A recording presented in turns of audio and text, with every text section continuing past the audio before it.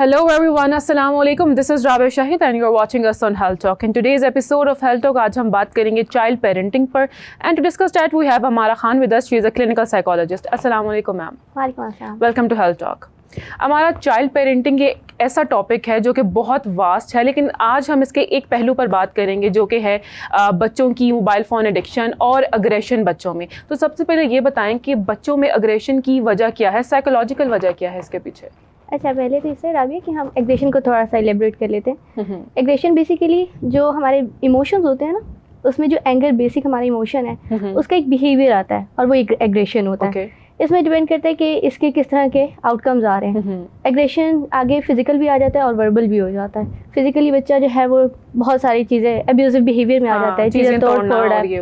Verbally होता है कि फिर अब्यूज़ करना स्टार्ट कर देता है. तो एग्रेशन बेसिकली एक बिहेवियर है जो किसी भी स्टिमुलस के ऊपर आता है. मतलब जैसे बच्चे को कोई भी ट्रिगिंग पॉइंट मिलता है तो उसके ऊपर वो उस पर बिहेव करता है. तो बेसिकली एग्रेशन यही है. कुछ बच्चे इस तरह के होते हैं कि वो चीखते बहुत हैं. कुछ भी अगर उन्हें उनकी पसंद का नहीं मिल रहा, उनकी मर्जी का काम नहीं हो रहा, तो उनको लगता है कि ये चीखना एक तरीका है माँ बाप से बात मनवाने का. तो इसके पीछे क्या वजह होती है? अच्छा देखिए, ये होता है इस तरह के जो टेंट्रम्स होते हैं ना, ये बड़े नॉर्मल होते हैं और ये हर बच्चे में आता है. 1 to 5 ईयर्स के जो बच्चे होते हैं इनमें ये नॉर्मल पैटर्न में आता है. अच्छा, उसके पीछे वजूहत होती हैं. फॉर एग्जाम्पल बच्चे को भूख बहुत ज़्यादा लग रही है या फ्रस्ट्रेटेड है या स्लीप में उसके कमी हो गई है, तो तब आके इस तरह की करता है. अगर ट्रॉमा जो आपके टेंट्रम्स अगर आप बहुत ज़्यादा थ्रो कर रहे हैं बच्चा, फॉर एग्जांपल अगर 5 to 15 मिनट्स का है टेंट्रम, तो फिर तो वो बहुत नॉर्मल चीज़ है. उसके बाद बच्चा कूल हो जाता है तो ओके फाइन. लेकिन अगर ये एक्सीड कर जाता है, टाइम एक्सीड कर जाता है, डेली बेसिस पे दिन में काफ़ी टाइम तक होता है, तो फिर ये एग्रेशन की तरफ चला जाता है. तो यहाँ पे थोड़ा सा ध्यान रखना है पेरेंट्स को कि नॉर्मल टेंट्रम थ्रो कर रहा है बच्चा या एग्रेशन. तो नॉर्मल टेंट्रम में और क्लिनिकल जो प्रॉब्लम है उसको कैसे डायग्नोस किया जा सकता है? अच्छा, उसे हम डायग्नोस तक कर सकते हैं. मैंने जैसे पहले ये बात सिम्टम्स इसका होता है कि टेंट्रम एक नॉर्मल आ रहा है, उसके बाद बच्चा कूल एंड काम हो गया. अगर आपने फॉर एग्जांपल कोई ऑल्टरनेट दे दिया बच्चे को कि अच्छा अगर आप ये चीज़ करेंगे इसके बाद हम ये चीज़ इतने टाइम लिमिट में कर देंगे, या कोई ना कोई उसको रीज़न दे दिया है, उसके बाद एक लॉजिकल बेस पे बच्चा सेटल डाउन हो जाता है. बच्चा बहुत सारी चीज़ें कर लेता है. डिपेंड करता है आपका पेरेंटिंग स्टाइल कैसा है, आप बच्चे को किस तरह की चीज़ें सिखा रहे हैं. लेकिन अगर ये सारी चीज़ें करने के बाद भी बच्चा बहुत ज़्यादा एग्रेसिव हो रहा है, टेंट्रम थ्रो किया जा रहा है और सारा दिन है, फ्रिक्वेंट है, कंसेक्टिव हो रही हैं चीज़ें, तो फिर ये. अच्छा, इसी के साथ यहाँ पर बायोलॉजिकल और न्यूरोलॉजिकल फैक्टर भी आता है. तो इसके पीछे की क्या मतलब डेफिनेशन है, डिफरेंस क्या है इसमें? अच्छा, बायोलॉजिकल न्यूरोलॉजिकल ये होता है कि फॉर एग्जांपल अल्लाह ना करे जैसे बच्चों की हेड इंजरी हो जाती है, कहीं ना कहीं चोट लग जाती है, उसकी वजह से भी ब्रेन का कोई ना कोई पार्ट डैमेज हो गया, तो वहाँ पे इस तरह के रिएक्शंस आते हैं. और अगर हम न्यूरोलॉजिकल देखें तो हमारे पास डिफरेंट डिसऑर्डर्स हैं, जैसे ऑटिज़म स्पेक्ट्रम है, ADHD है, hyper attention deficit and hyper activity disorder. इसमें होता है कि बच्चे यहाँ पर इनकी जब चीज़ें थोड़ी सी डिस्टर्ब होती हैं तब ये रिएक्शन शो करते हैं. हाइपर एक्टिविटी में बच्चा सुकून से नहीं बैठ सकता. लेकिन हर बच्चा ADHD और ऑटिज्म का शिकार तो नहीं होता. बिल्कुल ऐसी है. लेकिन बच्चों में वही बात है कि नॉर्मल टेंट्रम्स ये बहुत नॉर्मल होते हैं, आपने इनको सिर्फ टैकल करना होता है. बच्चों को नहीं पता हाउ टू एक्सप्रेस इमोशंस. ये हम पेरेंट्स की जिम्मेदारी है कि हमने बच्चों को बताना है. डायग्नोसिस के बाद पेरेंट्स क्या कर सकते हैं? मतलब फर्स्ट स्टेप क्या लेना चाहिए अगर उन्होंने नोटिस किया कि बच्चों में ये अग्रेसिव बिहेवियर आ रहा है और बहुत ज़्यादा आ रहा है? अच्छा देखिए, फर्स्ट स्टेप ये होता है कि आप किसी भी साइकोलॉजिस्ट से या साइकाट्रिस्ट से आगे कंसल्ट करते हैं. जब आप इनके पास जाते हैं वो आगे आपको डिफरेंट थेरेपी सेशंस होते हैं, काउंसलिंग सेशंस होते हैं, थेरेप्यूटिक टेक्निक्स होती हैं, एक्सरसाइजेज होती हैं, सोशल स्किल्स होती हैं, लर्निंग होती हैं. वो आपको उसके अकॉर्डिंग देके चलते हैं. वो डिपेंड करता है सिविरिटी लेवल कितना है बच्चों का. जिस तरह का उनका एग्रेशन आ रहा होता है उस तरह का सिविरिटी लेवल के अकॉर्डिंग ये सारी चीज़ें डिज़ाइन होती है. हमारा पेरेंटिंग स्टाइल क्या होना चाहिए पेरेंट्स का? सॉफ्ट होना चाहिए, थोड़ा सा अग्रेसिव पेरेंट्स को भी होना चाहिए, या एक नॉर्मल बिहेवियर होना चाहिए? अच्छा राबिया, इस तरह के ना पेरेंट्स ना, हम पहले के जो पेरेंट्स थे ना वो बहुत ज़्यादा एग्रेसिव हो जाते थे. Exactly. बच्चे बिल्कुल रहते थे घरों में और बिल्कुल वो उन्हें समझ नहीं आती हम कौन सी बात करें और कौन सी नहीं करें, किस वक्त डांट पड़ जाएगी या किस वक्त जो है ना कोई भी आवाज़ आ जाएगी. अब तो पेरेंट्स भी जेनजी आ रहे हैं. हाँ ये बात है, लेकिन उसमें भी है कि आपने बिल्कुल लीनियंट नहीं हो जाना.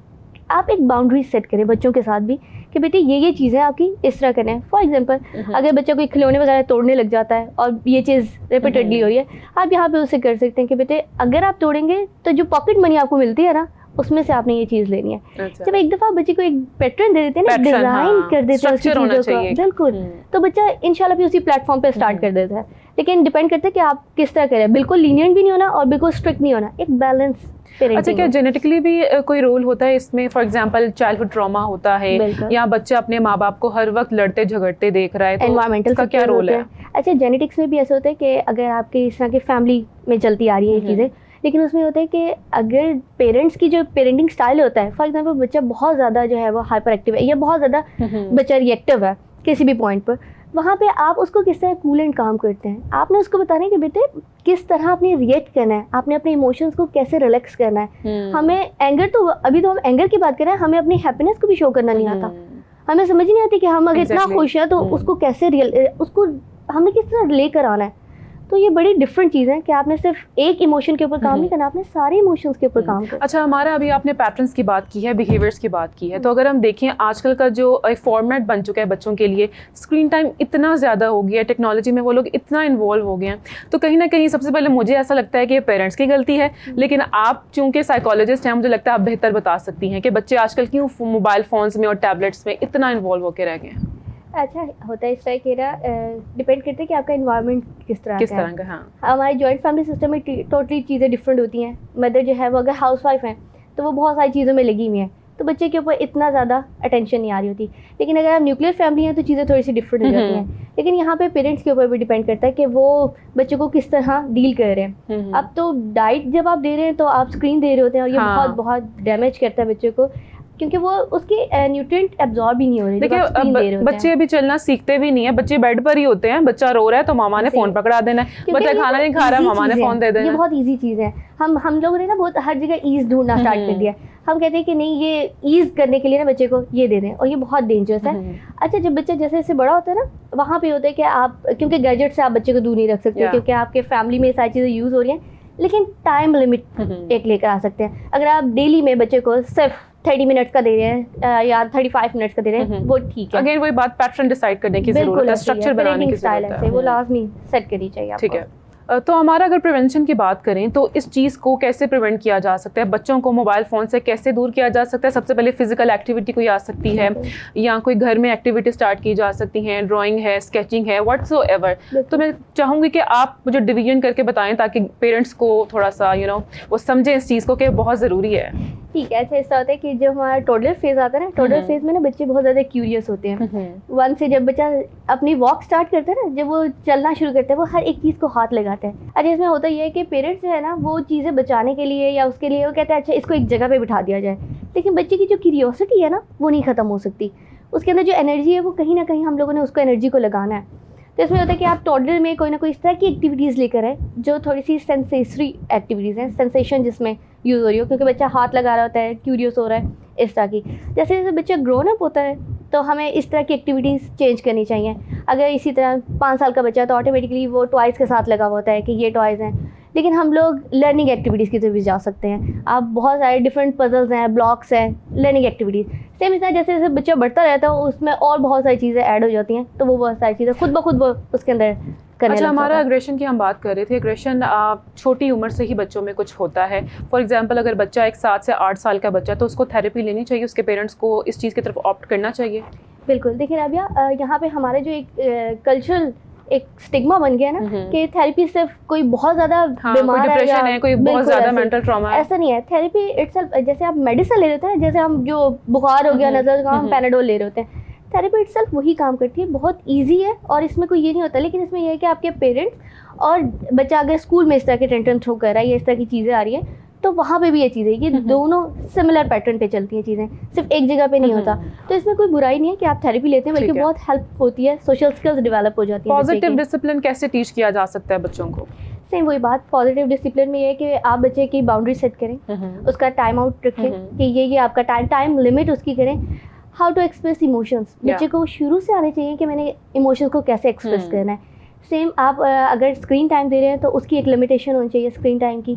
तो ये सारी चीज़ें बहुत मैटर करती हैं। अच्छा, हमारा जब बच्चा एग्रेसिव होता है तो उसका खाना पीना भी बंद हो जाता है, वो थोड़ा सा चिड़चिड़ा हो जाता है, रोटी नहीं खानी, खाना नहीं खाना, तो उसको कैसे मैनेज कर सकते हैं? कैसे रूटीन बनानी चाहिए, डाइट कैसे मदर्स को बनानी चाहिए? अच्छा देखिए, असल में हम लोग ने जंक फूड भी बहुत ज़्यादा, प्रोसेस फूड, जंक फूड, ये वैसे ही बहुत ज़्यादा जो है ना, स्टमक भी अपसेट करता है, स्टमक तो जो अपसेट करते हैं, लेकिन वो जो न्यूरोट्रांसमीटर्स होते हैं उसमें ये स्पाइक क्रिएट कर देते हैं।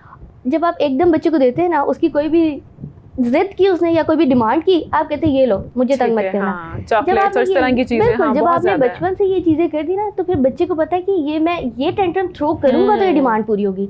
तो यहाँ पे बर्दाश्त जो है ना वो आपकी अपनी है, आपने उसको जितना बर्दाश्त करना है वो करें। और उसके बाद, क्योंकि जब आपने एक दफ़ा कह दिया ना नो बेटा ये चीज़ नहीं होगी, तो उस पर आपने अमल आपने करना है, स्ट्रिक्टनेस उस पर आपकी होगी। अच्छा, हमारा साइकोलॉजिकल एक्टिविटीज़ क्या होनी चाहिए ताकि बच्चों को टीच किया जा सके कि एग्रेशन को कैसे कंट्रोल करना है? अच्छा, अभी इस तरह के साइकोलॉजिकल एक्टिविटीज़ में हम डिफरेंट एक्टिविटीज़ इन्वॉल्व कर सकते हैं। जब तक बच्चे को समझ नहीं आएगी ना कि उसने अपने इमोशंस को किस तरह एक्सप्रेस करना है, ये चीज़ हमने उसको ये पैटर्न डेवलप करवाना है। अगर उसे पता है कि मैंने एंगर को या किसी भी इमोशन को, गुस्से को किस तरह इजहार करना है, घर में अगर वो देख रहे हैं सोशल फैक्टर्स इसमें बहुत, इन्वायरमेंटल फैक्टर्स इसमें बहुत रोल प्ले करते हैं अपना। अगर वो बच्चा कह रहे हैं ना कि इर्द गिर्द पेरेंट्स जो है वो लड़ाई झगड़ा कर रहे हैं या बहुत ज़्यादा एग्रेसिव हो रहे हैं, या उनको पता है कि जब हमें गुस्सा आ रहा है तो हमने सिर्फ चीखना चलाना है, बच्चा एग्जैक्टली वही सेम पैटर्न पे आता है। क्योंकि बच्चा मॉडलिंग से सीखता है, वो कभी भी किसी और चीज़ से नहीं सीख रहा था। आपसे 100 दफ़ा समझाएंगे ना बेटे ये वो कहेगा नहीं, जब मेरे सामने ये चीज़ें हो रही है, रोल प्ले तो आप लोग कर रहे हैं, तो जो रोल प्ले किया जा रहा होता है वो सारी चीज़ें वैसे ही आती हैं। साइकोलॉजिकल अगर चीज़ों की बात करें तो उसमें होता है कि हम लोग जो चीज़ें सिखाते हैं, हम सोशल स्किल्स सिखाते हैं, how to express your emotions, इस पैटर्न को लेकर चलते हैं कि आपने किस तरह की चीज़ें करनी है। तो इन सारी चीज़ों के साथ ये एक्सरसाइजेज होती हैं। अच्छा, हमारे एज ए साइकोलॉजिस्ट आप आज हमारे शो में ऑडियंस को, पेरेंट्स को स्पेशली क्या मैसेज देना चाहेंगी इस टॉपिक के हवाले से? अच्छा, मैं इस टॉपिक के हवाले से ये दूंगी कि जितना ज़्यादा हम लोग पेरेंटिंग में स्मूथ वे में जाएंगे तो उतना ज़्यादा हमारे लिए ईजी होता है। अगर आप, क्योंकि देखें बच्चा क्यूरियोसिटी भी करेगा, टेंट्रम भी थ्रो करेगा, बच्चा हर चीज़ करेगा, लेकिन पेरेंटिंग स्टाइल को आपने इस तरह रखा है कि इर्द गिर्द फॉर एग्जाम्पल कोई भी चीज़ होती है बच्चे के साथ, वो पहले आके अपने पेरेंट्स से डिस्कस कर सके, क्योंकि क्यूरियस होता है वो।